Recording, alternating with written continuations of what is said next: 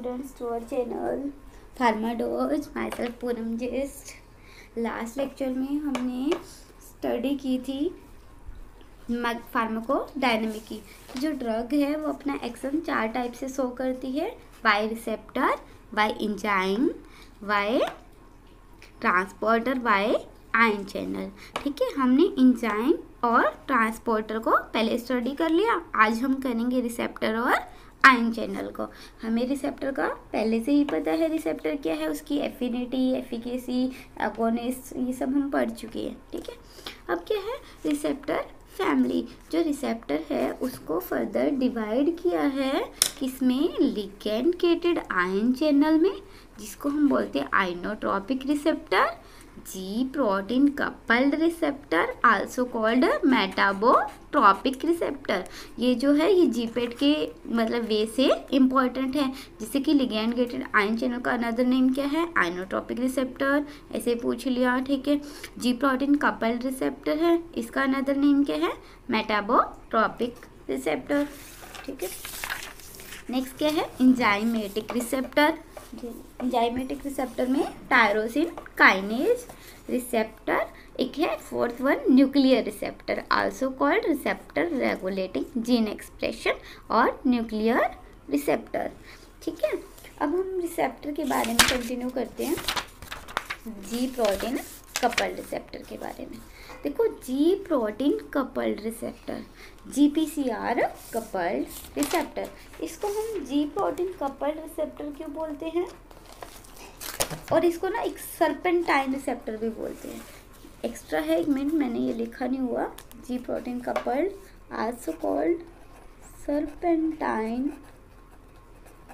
Receptor. ठीक है, जी protein जो कपल्ड रिसेप्टर है ये भी आपका जीपेट के वे से बहुत इंपॉर्टेंट है। जी सर्पेंटाइन अनदर नेम आपको कहीं बुक में नहीं मिलेगा इसका, तो ये क्या है, जीपीसीआर कपल्ड रिसेप्टर को हम अनदर नेम इसका सर्पेंटाइन या फिर मेटाबोट्रोपिक रिसेप्टर। ठीक है, अब देखो ये क्या है, जी प्रोटीन कपल्ड रिसेप्टर किस टाइप का है, मेम्ब्रेन बाउंड रिसेप्टर, जो कि सेल मेम्ब्रेन के साथ में बाउंड है। और जो जी यूनिट है, जी किसके लिए स्टेट करती है, ग्वानिन यूनिट। जी क्या है, अमीनो एसिड की ग्वानिन यूनिट। ये भी बहुत बार जीपेट के अंदर पूछा जाता है कि जो जी है वो किसके लिए स्टेट करती है, ग्वानिन यूनिट। ठीक है, तो जो जी प्रोटीन कपल्ड रिसेप्टर है इसका स्ट्रक्चर है हेक्टोट्राइमरिक, पेंटाट्राइमरिक और ट्राइटर्मरिक। ठीक है, इसके अंदर क्या है हमारा, एक्चुअली जो इसका स्ट्रक्चर है जी प्रोटीन का वो क्या है, 7 मेम्ब्रेन अल्फा हेलिकल स्ट्रक्चर। क्या है, 7 मेम्ब्रेन अल्फा हेलिकल स्ट्रक्चर। ठीक है, अब इसके अंदर क्या होता है हमारे जी प्रोटीन के अंदर, देखो large family of cell membrane receptor. अभी अभी मैंने बोला क्या है ये, कि मेम्ब्रेन के ऊपर सरफेस के ऊपर प्रेजेंट है, which are link to effector through one or more GTP activated proteins. ये क्या करते हैं, इफेक्टर के साथ पे लिंक होते हैं, किसके साथ, मोर जीटीपी एक्टिवेटेड प्रोटीन्स के साथ, और फिर क्या देते हैं, अपना एक फार्माकोलॉजिकल रिस्पॉन्स देते हैं। ठीक है, अब देखो इनके पास, इनके स्ट्रक्चर में क्या है, 7 अल्फा हेलिकल स्ट्रक्चर।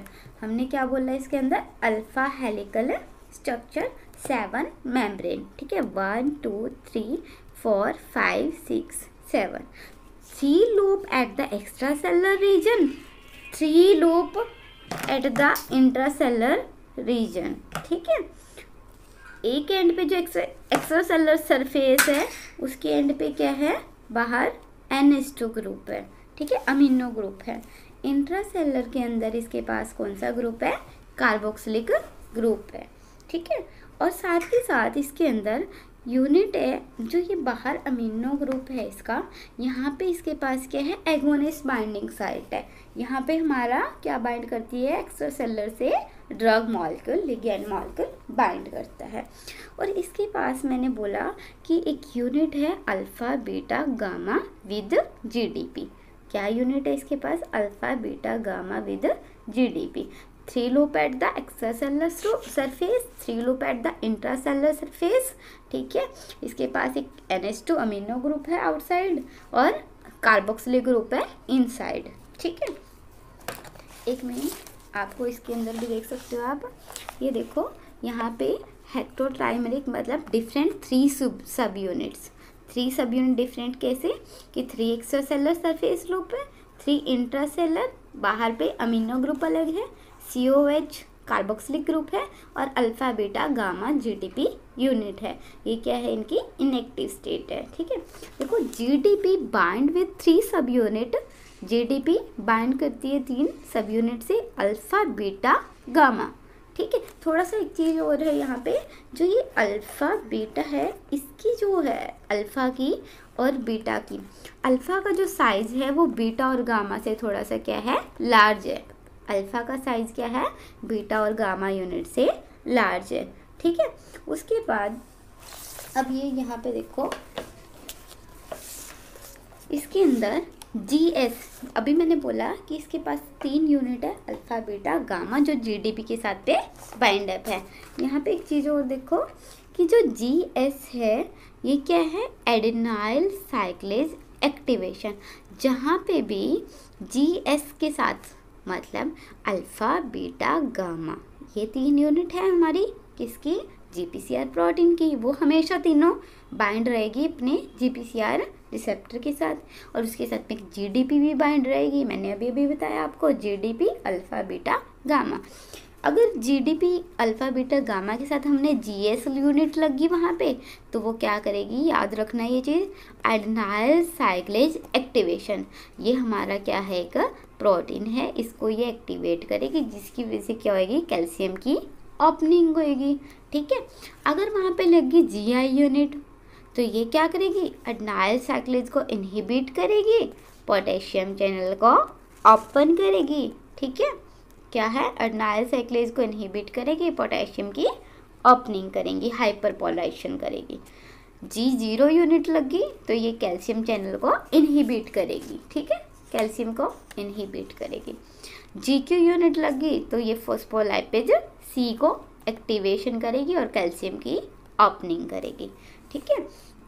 उसके बाद फर्स्ट मैसेंजर देखो यहाँ पे, endogenously hormone such as adrenaline, norepinephrine, ठीक है, और हमारा ये क्या है, एज एन एंडोजीनियस हार्मोन की तरह काम करते हैं, एंडोजीनियस बॉडी के अंदर ही जो प्रोड्यूस होंगे न्यूरोट्रांसमीटर उनकी तरह काम करेंगे, ठीक है। अब देखो GPCR कपल रिसेप्टर का फर्स्ट एग्जांपल है हमारे पास CAMP पाथवे, आप इसको KD की त्रिपाठी से देख सकते हैं, ये क्या है, CAMP साइक्लिक AMP पाथवे। अब इसके अंदर आपको क्या समझना है, देखो एड्रेनलिन क्या है, एडर्नर्जिक न्यूरोट्रांसमीटर है एड्रेनलिन, ठीक है। इसके साथ जैसे ही एड्रेनलिन आया, बीटा 2 या फिर बीटा 1 इसका रिसेप्टर है, ठीक है, तो वो अपने बीटा रिसेप्टर पे बाइंड करेगा। जैसे ही एड्रेनलिन ने अपने बीटा रिसेप्टर पे बाइंड किया, मैंने बताया था अल्फ़ा बीटा गामा GDP के साथ पहले ही बाइंड रहती है ना, पहले बता चुकी हूँ। और जो GS है, जैसे ही GS आया इसने क्या काम करना था, एडेनाइल साइक्लेज को एक्टिवेट करना था, ठीक है, और कैल्शियम को ओपन करना था, ठीक है। ये आया GS अल्फ़ा, बीटा गामा इसके साथ पहले से ही है, GDP भी पहले से ही लगा हुआ है, तो इसने क्या किया, GS अल्फ़ा ने, ठीक है, जैसे ही रिसेप्टर पे एड्रेनलिन ने बाइंड किया, GS अल्फ़ा GTP से GDP में कन्वर्ट होके जो GS अल्फ़ा है वो बीटा और गामा सब यूनिट से अलग हो जाएगा, ठीक है। GS अल्फ़ा क्या करेगा, जैसे ही रिसेप्टर पे एड्रेनलिन ने बाइंड किया, GTP से GDP कन्वर्ट हुई, ठीक है, और हमारा ये क्या बोलेगा, सॉरी, GDP से GTP कन्वर्ट हुई, और ये क्या करेगा, हमारा GTP की हेल्प से क्या करेगा, GS अल्फ़ा एडेनाइल साइक्लेज को एक्टिवेट करेगा।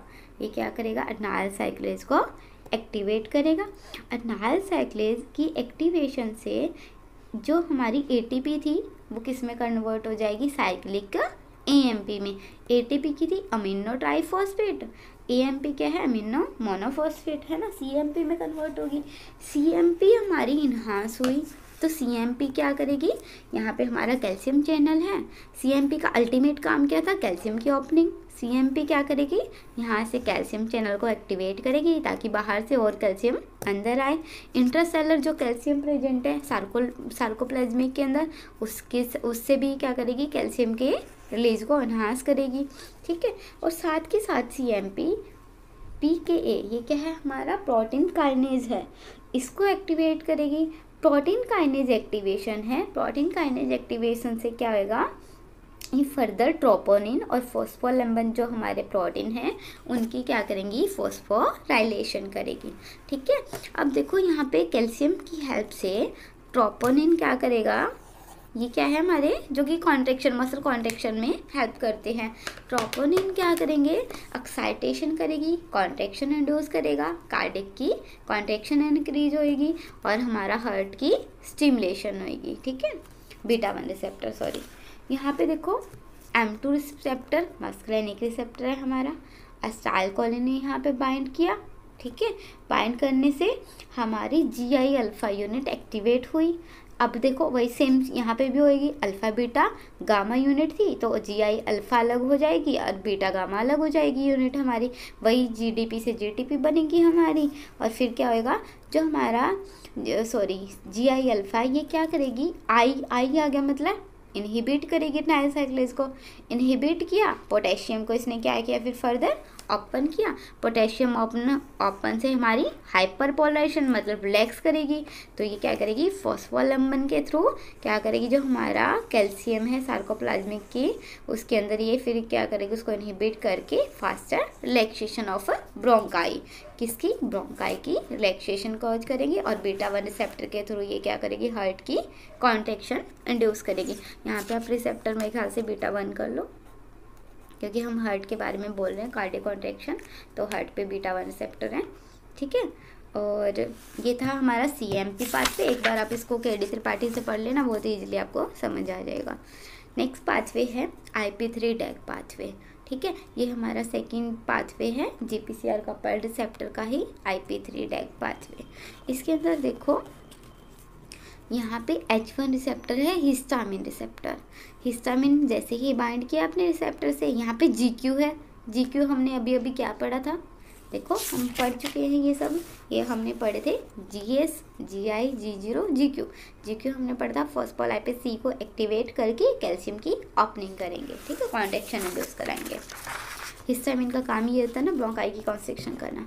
देखो H1 बाइंड किया, हिस्टामिन ने बाइंड किया, बाइंड करते ही GQ अल्फा वही सेम प्रोसीजर रहेगा, बीटा गामा से अलग हुआ हमारा GQ अल्फा, इसमें वही यहाँ पे है प्रोटीन हमारा, वहाँ पे एनाइल साइक्लेज है, यहाँ पे PLC। ठीक है, फॉस्फोलाइपेज C है ये, फॉस्फोलाइपेज C, इसको इसने एक्टिवेट किया। एक्टिवेशन से जो हमारा PIP2 था, PIP2 क्या है हमारा, ये भी क्या है, प्रोटीन है जो जिसका नाम है फोस्फेटिडाइल इनोस्टॉल 4,5 बाईफॉस्फेट। ठीक है, फुल फॉर्म आप बुक से देख लेना। ये क्या है, ये कन्वर्ट होगा डैग के अंदर और IP3 के अंदर। डैग और IP3, डैग क्या है, डाई असाइल ग्लिसरॉल, और हमारा IP3 क्या है, 1,4,5 ट्राईफॉस्फेट,